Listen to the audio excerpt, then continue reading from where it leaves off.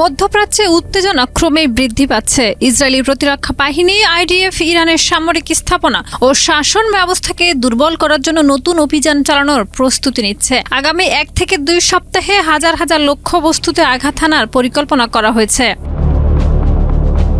Times of ইসরায়েলের প্রতিবেদনে বলা হয়েছে, সংঘাত শুরু হওয়ার পর থেকে আইডিএফ 5,000-এরও বেশি বোমা নিক্ষেপ করেছে। তেহরান ও অন্যান্য অঞ্চলে ইসরায়েলি যুদ্ধবিমান আকাশসীমায় সম্পূর্ণ আধিপত্য বজায় রেখেছে।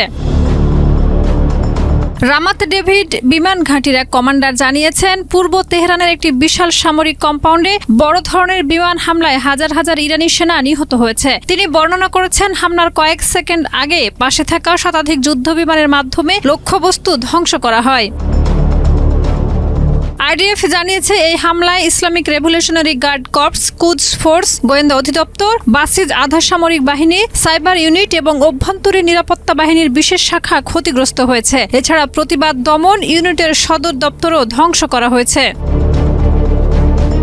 আইডিএফের দাবি, এই অভিযান ইরানি শাসন ব্যবস্থার কর্মীদের পরিকল্পনা নষ্ট করার জন্য চালানো হয়েছে, যারা ইসরায়েল ও মধ্যপ্রাচ্যের দেশগুলোর বিরুদ্ধে সন্ত্রাসী কার্যক্রম পরিচালনা করছিল এবং নিজেদের বেসামরিক নাগরিকদের উপর দমনমূলক অভিযান চালাচ্ছিল।